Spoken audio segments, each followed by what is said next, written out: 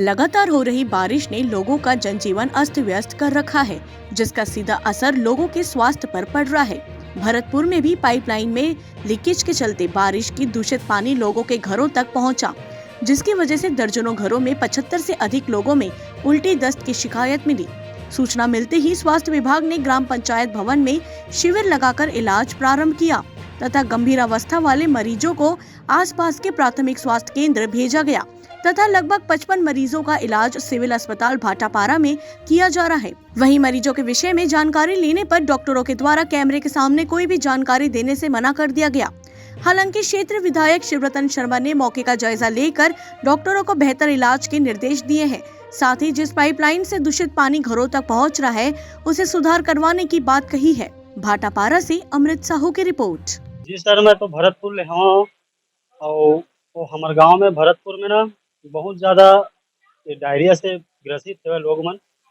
और मोरे घर के कुछ 4-5 लोग यहाँ भर्ती है भाटापारा में, और 1-2 जन 3 लोग हैं तो मोर घर के मन सामान्य स्थिति में आने वाला है अब।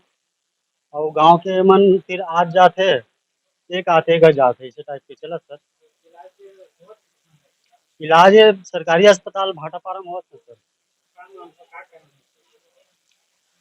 अब ये ना सर ऐसे लगा था कि वहाँ थोड़ा पानी वानी की समस्या हो, पानी में प्रदूषण फैल चुके हैं, ऐसे लगा था मतलब गाँव वाले मन ना। हाँ, मोर नाम मिलाप दास मानिकपुरी सर। 12 तारीख से ये हमारे गांव में डायरिया का प्रकोप चालू हुआ है और आज तक में लगभग 75 लोग इसमें प्रभावित हैं। और डॉक्टरों से बात करने पर ये पानी प्रदूषित होने के कारण ही डायरिया फैला है करके है। संबंधित पीएचसी हॉस्पिटल में मुफ्का निपनिया वहाँ भी इलाज चल रहा है और डॉक्टर की टीम पूरी लगी हुई है 3 दिन से। और यहाँ भाटापारा में भी यहाँ जो एडमिट है सब लोग का समुचित इलाज हो रहा है। और ऐसा लगता है कि पानी के प्रदूषित होने के कारण ही ये सब डायरिया का प्रकोप है। मैं प्रदीप अग्रवाल, पूर्व सरपंच ग्राम पंचायत भरतपुर। देखिए, बरसात का दिन है और बरसात के दिन में डायरिया फैलने के पीछे बड़ा कारण होता है पानी।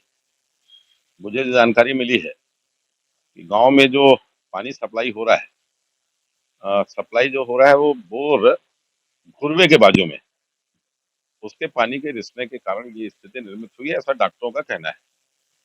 डॉक्टरों की टीम भरतपुर भी गई हुई है, हॉस्पिटल में भी 50-55 मरीज हैं, कुछ मरीज मुफ्का में भी है और सबका समुचित उपचार हो, आज पहली आवश्यकता ही है।